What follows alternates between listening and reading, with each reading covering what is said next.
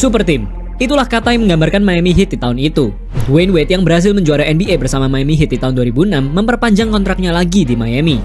LeBron James, bintang basket SMA yang sudah disebut-sebut basketball prodigy oleh banyak orang, bahkan di musim rookie-nya bersama Cleveland Cavaliers, dia langsung mendapatkan gelar Rookie of the Year, dan namanya juga langsung masuk ke jajaran nominasi MVP. Chris Bosh yang merupakan 5 pemain teratas di NBA Draft 2003 dan memiliki kemampuan menyerang yang sangat lengkap.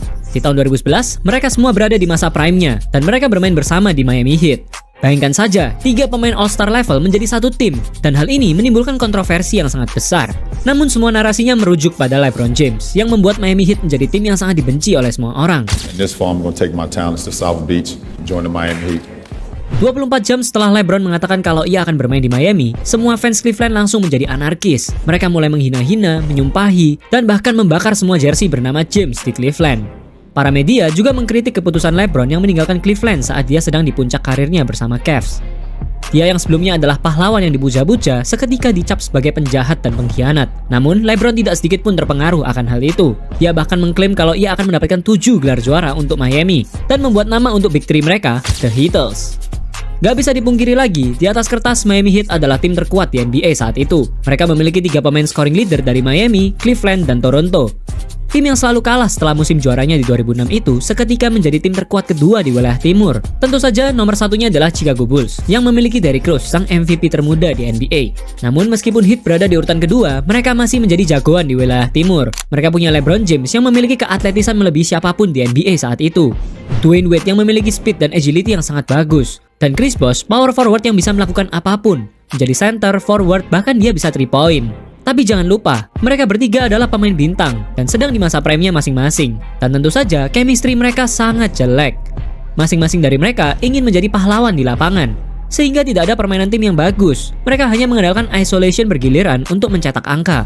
Selain itu, 14 pemain lainnya di Miami Heat adalah pemain yang cupu. Bahkan jika kontrak 14 pemain itu ditotal, masih jauh di bawah 3 pemain bintang mereka. Dan musim 2010-11 diawali dengan 9 kemenangan dan 8 kekalahan. Namun seketika semuanya berubah sekejap dalam satu malam, saat kembalinya LeBron ke Cleveland.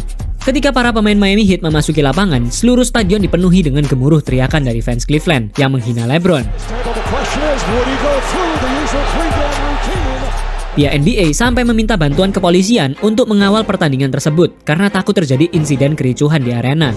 Semua pemain dan media bahkan mengatakan kalau pertandingan itu menjadi pertandingan yang paling menyeramkan, bukan karena terjadi keributan, tapi pertandingan itu sangat berpotensi terjadi keributan. David Fizdale, asisten pelatih Miami Heat, mengatakan kalau ia melihat baterai 9 volt kayak gini terbang dan masuk ke lapangan.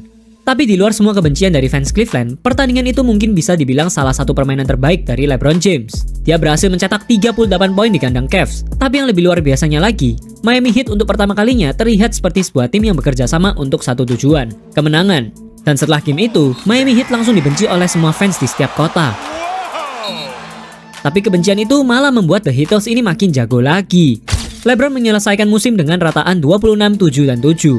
Dwyane Wade 25, 5, dan 6. Dan Chris Bosh 18, 8, dan 2. Mereka bertiga juga terpilih ke NBA All-Stars di tahun 2011. Memasuki babak playoffs, Miami Heat adalah tim yang paling diprediksi akan menjadi juara NBA. Putaran pertama, mereka langsung menghajar Philadelphia 76ers hanya dalam 5 game. Di semifinal, mereka bertemu dengan Boston Celtics, musuh bebuyutan LeBron. Karena saat dia di Cavs, jalannya selalu berhenti setiap bertemu dengan Celtics. Semua orang mengira pertandingan ini akan menjadi big match di wilayah timur. Tapi ternyata The Mighty Celtics bukanlah tandingan bagi The Heatles. Dan mereka langsung tumbang hanya dalam 5 game. Dan saat di Eastern Conference Finals, mereka bertemu dengan tim terkuat saat itu, Chicago Bulls. Derrick Rose yang sedang di masa prime-nya, diyakini bisa mengalahkan Big Three itu. Karena di regular season, Bulls berhasil mengalahkan Heat 3 kali dari 3 pertandingan. Seharusnya ini menjadi game yang mudah bagi Chicago Bulls. Dan benar, di game pertama Chicago Bulls langsung membantai Miami Heat dengan selisih skor 21 poin. Dan Derrick Rose mencetak 28 poin. Tapi di game berikutnya, Miami Heat langsung melakukan penyesuaian ulang. Karena Derrick Rose adalah pemain yang paling sulit untuk dijaga saat itu, Erik Spoelstra menyuruh LeBron yang menjaga Derrick Rose. Strategi itu sangat ampuh dan Miami langsung memenangkan 4 pertandingan berturut dan melanjutkan perjalanan mereka ke NBA Finals. 7 gelar juara bagi Miami Heat terlihat sangat memungkinkan saat ini. Musim pertama bagi Big Three ini memiliki jalan yang sangat mulus ke NBA Finals. Apalagi di NBA Finals, Dallas Mavericks lebih terlihat bukan sebagai lawan yang pantas bagi Miami saat itu. Tim itu hanya berisi para pemain tua yang menjelang pensiun. Dan semua pemainnya adalah role player. Jelas bukan tandingan LeBron, Dwyane, dan Chris Bosh. Miami unggul 2-1 terhadap Dallas, dan mereka sangat percaya diri akan menjadi juaranya. Tapi tidak semudah itu. Ini merupakan pertandingan balas dendam bagi Dallas di 2006 lalu. Jadi mereka punya motivasi yang lebih besar dari para pemain Miami. Dan para pemain tua itu telah berhasil melalui neraka wilayah barat, yang berisi sang juara bertahan LA Lakers dan OKC Thunder yang memiliki 3 superstar muda. Miami memang memiliki Big 3 yang kuat, tapi Dallas memiliki Big 5. Dan mereka semua memiliki kemampuannya masing-masing. Jason Kidd yang merupakan point guard yang sangat jago. Dirk Nowitzki, pemain level MVP yang bisa bermain di dalam dan di luar paint area. Jason Terry, shooter yang sangat tajam. Dan 2 pemain elite defender, Shawn Marion dan Tyson Chandler. Akhirnya Dallas Mavericks berhasil menyamakan kedudukan menjadi 2 sama. Dan LeBron hanya mencetak 8 poin dengan akurasi tembakan 27% saja. Lagi-lagi penyebab kekalahan Miami terletak pada tidak adanya kerjasama tim. Dan kalian harus lihat box score-nya. Pemain Miami Heat hanya mengandalkan 3 pemain itu saja. Dan pada akhirnya, NBA Finals dimenangkan oleh Dallas Mavericks, yang membuat reputasi LeBron sebagai pemain terbaik di dunia mulai dipertanyakan lagi. Bagaimana dia bisa kalah oleh tim yang berisi para pemain veteran? Setelah kekalahan itu, LeBron merasa dia tidak menjadi dirinya sendiri di lapangan, karena tujuannya adalah untuk membuktikan ke semua orang yang meragukannya. Dia mulai berlatih lagi dan tidak peduli dengan apa yang dikatakan oleh fans dan media kepadanya, karena itu akan merusak permainannya. Dia juga meningkatkan lagi kemampuan individunya setiap hari dengan bantuan Hakeem Olajuwon. Di sisi lain, seluruh tim Miami Heat juga mulai berkembang pesat. Setelah kekalahan itu, Erik Spoelstra mulai mengembangkan strategi spread offense dari olahraga NFL yang diimplementasikan ke olahraga basket. Dan strategi itu surprisingly berhasil membuat The Heat sangat mendominasi di lapangan. Miami Heat memiliki performa yang sangat luar biasa di musim 2011-12. LeBron James memiliki rataan 27, 8, dan 6. Sedangkan Dwayne Wade 22, 5, dan 4. Dan Chris Bosh 18, 8, dan 2. Meskipun pemain lain hanya mencetak rataan di bawah 10 poin per game, tapi mereka memiliki kontribusi yang besar dalam strategi itu dan membuat Miami tampil layaknya sebuah tim. Mereka juga menyelesaikan musim dengan 46 kemenangan dan berada di posisi kedua di wilayah timur. LeBron James juga akhirnya mendapatkan gelar MVP-nya yang ketiga dalam karirnya dan menjadi orang keempat yang menjadi MVP di tim yang berbeda. Di babak playoffs, Miami Heat langsung menghabisi New York Knicks dalam 5 game di putaran pertama. Dan di putaran berikutnya, mereka bertemu dengan Indiana Pacers yang tiba-tiba memiliki tim yang sangat kuat juga. Walaupun Danny Granger merupakan pemain Pacers yang paling dominan saat itu, tapi secara keseluruhan, Pacers memiliki permainan tim yang jauh lebih bagus dari Miami. Dan baru di game pertama, Chris Bosh langsung mengalami cedera yang tidak memungkinkan dia untuk bisa kembali ke pertandingan itu sampai selesai. Pertandingan menjadi sangat sengit dan skor menjadi 2 sama. Tapi LeBron dan D-Wade tiba-tiba menggila dan mencetak total 68 poin di game kelima dan 69 poin di game ke-6. Dan di Eastern Conference Finals, Boston Celtics telah menunggu. Dengan absennya Chris Bosh, ini mungkin menjadi kesempatan Celtics untuk masuk ke NBA Finals. Namun ternyata permainan small ball dari Miami Heat ini masih tidak terbendung. LeBron yang berada di posisi 4 menjadi ancaman mismatch bagi para pemain Celtics. Dia bahkan mencetak 32 poin dan 13 rebound untuk kemenangan Miami di game pertama. Di game kedua pun juga sama. LeBron kembali mencetak 34 poin dan 10 rebound. Skor sementara Miami memimpin 2-0. Tapi di 3 game berikutnya, Celtics bangkit dan selalu melakukan clutch point di detik-detik akhir pertandingan. Inilah kekurangan dari Miami di tahun itu. Ketika LeBron dan D-Wade berhasil dihentikan, mereka akan kesulitan mencetak angka. Karena pemain Heat lainnya sangat cupu. Jika di total, mereka hanya memasukkan 11 kali dari 38 percobaan tembakan. Tapi di game ke-6, LeBron bermain seperti kerasukan. Gak tahu kerasukan setan atau kerasukan Michael Jordan, karena dia sangat mengerikan. Di first half, dia sudah mencetak 30 poin dengan akurasi tembakan 85% dan menyelesaikan pertandingan dengan total 45 poin dan 15 rebound dengan akurasi tembakan 73%. Ini menjadi game terbaik LeBron sepanjang karirnya sampai hari ini. Dan dengan 31 poin dan 12 rebound dari LeBron di game ke-7, Miami Heat berhasil mengamankan posisinya di NBA Finals melawan OKC Thunder. Mereka sama-sama memiliki Big 3 yang kuat. Namun bedanya, The Heat lebih berpengalaman. Sedangkan Big 3 Thunder berisi para bintang muda yang baru beberapa tahun di NBA. Dan lagi-lagi, Miami dikagetkan dengan kehebatan Kevin Durant dan Russell Westbrook yang masih sangat muda itu. Dengan total 63 poin dari 2 pemain itu, Thunder berhasil memenangkan game pertama. Tapi di 4 game sisanya, Miami menunjukkan siapa super tim yang sesungguhnya. Dan mereka berhasil membantai Thunder hanya dalam 5 game. Akhirnya gelar juara pertama bagi Miami di era The Heat ini berhasil didapatkan. Dan ini menjadi gelar juara dan MVP final pertama bagi LeBron James. Karena permainan small ball sangat cocok dengan The Heat, Pat Riley menambahkan 2 pemain veteran baru yang cocok dengan permainan Miami Heat. Salah satu shooter terbaik di NBA, Ray Allen, dan National Player of the Year di tahun 1998, Rashard Lewis. Dengan ini, bagian-bagian yang hilang di Miami Heat sudah terisi, dan chemistry mereka tercipta dengan sangat cepat. Sebelumnya The Heat yang hanya bermain drive, flop, dan slam dunk, sekarang mereka memiliki elite shooter yang siap untuk menembak kapan saja. Bahkan di musim ini, 3-point mereka meningkat 56% dari musim lalu. Seketika Miami Heat menjadi tim yang sangat ditakuti. Kepercayaan diri mereka membawa mereka mendapatkan 27 kemenangan beruntun, rekor win streak tertinggi kedua sepanjang masa. Dan mereka menyelesaikan musim dengan 66 kemenangan, nomor 1 di wilayah timur.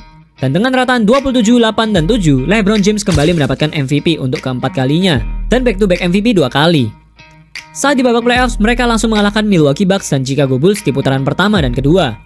Dan di Eastern Conference Finals, mereka bertemu dengan Indiana Pacers, tim yang musim lalu terlihat memiliki masa depan yang cerah. Kali ini bukanlah era Danny Granger lagi, tapi inilah awal naiknya nama Paul George di NBA. Dan Miami diprediksi bisa kalah di Eastern Conference Finals karena pertandingan sangat sengit. Kemenangan didapatkan secara bergiliran. Game 1 Miami, game 2 Pacers, sampai ke game ke-6, skor 3 sama. Tapi saat di game ke-7, meskipun Lance Stephenson sudah melakukan segala cara untuk menghentikan LeBron, itu masih belum cukup. Dan LeBron mencetak 32 poin untuk kemenangan Miami. Perjalanan mereka berlanjut ke babak terbesar, NBA Finals, melawan San Antonio Spurs, tim dengan gaya permainan yang jauh berbeda dari Miami Heat. Dengan adanya Tony Parker dan Manu Ginobili, permainan Spurs tampak seperti tim basket dari EuroLeague. Dan tim Duncan yang sudah di tahun ke-16-nya bersama Spurs masih bermain sangat hebat. Mereka juga memiliki Kawhi Leonard, pemain bertahan yang sangat kuat. Bahkan LeBron sampai malas kalau ketemu Kawhi. Dan ini menjadi masalah yang sangat serius bagi para pemain Miami. Spurs mengungguli mereka dengan skor 3-2. Dan di game ke-6, Miami harus memaksa San Antonio ke game ke-7. Keadaan tidak cukup baik sampai akhir kuarter 4. Waktu tersisa 10 detik dan Spurs masih memimpin 3 angka. Dan yang mereka butuhkan hanyalah keajaiban.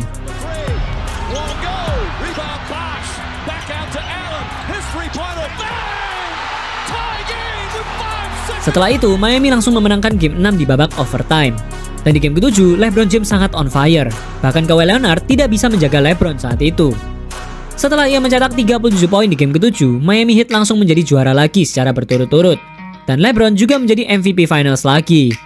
Semua fans mulai percaya dengan apa yang dikatakan oleh LeBron saat pertama kali press conference, bahwa dia akan membawa 7 gelar juara untuk Miami. Musim 2013-14 adalah awal kehancuran super tim ini, karena banyak sekali pemain Miami yang mengalami cedera-cedera dan harus absen selama beberapa game. Tapi faktor utamanya adalah Dwyane Wade. Tidak ada seorang pun yang tahu musibah akan mendatangi siapa, kapan, dan separah apa. Tapi kali ini, Dwyane Wade banyak sekali mengalami cedera. Dan yang paling berdampak adalah cedera pada lututnya, sampai ia harus melewati 20 game di regular season. Dan saat dia kembali, dia bukanlah Dwyane Wade yang kita kenal. Dia menjadi lambat dan permainannya tidak seperti dulu lagi. Ia bahkan mengakhiri musim tersebut hanya dengan 19 poin, 4 rebound, dan 4 assist per game. Hal ini memaksa Erik Spoelstra untuk bereksperimen lagi dalam rotasi pemain Heat. Tapi meskipun Miami sedang mengalami kekacauan, tim itu masih menjadi ancaman terbesar di wilayah timur dan masih diprediksi bisa mendapatkan gelar three-peatnya. Dan satu-satunya faktor Miami masih menjadi ancaman besar adalah LeBron James. Dengan rataan 27 poin, 7 rebound, 6 assist per game, dan karir high-nya 61 poin, LeBron berhasil membawa Miami Heat ke peringkat 2 Eastern Conference. Dan dia benar-benar unstoppable. Mau diganggu kayak gimana pun sama Lance Stephenson, Indiana Pacers masih bukan tandingannya. Akhirnya untuk keempat kalinya, Miami Heat masuk ke NBA Finals lagi dan bertemu San Antonio Spurs lagi. Game pertama di NBA Finals menjadi game yang sangat kontroversial. Banyak yang mengatakan kalau Spurs sengaja tidak menyalakan AC di AT&T Center dan membuat suhu arena itu menjadi sangat panas yang membuat LeBron mengalami kram di kuarter 4. Di game kedua, LeBron on fire lagi dan mencetak 35 poin untuk kemenangan Miami. Kalian pasti banyak yang mengira saat itu pertandingan akan berlangsung sengit kan? Tapi ternyata enggak. Pemain muda yang dikembangkan oleh Greg Popovich ini rupanya sudah mekar. Kawhi Leonard sudah menjadi pedang bermata dua kali ini. Sangat tajam saat offense dan defense. Dan meskipun LeBron memiliki rataan sampai 27 poin per game dengan akurasi tembakan 57% selama final, 3 game berikutnya dimenangkan oleh San Antonio Spurs yang menjadikan mereka NBA Champions. Dan Kawhi Leonard menjadi MVP Finals untuk pertama kalinya.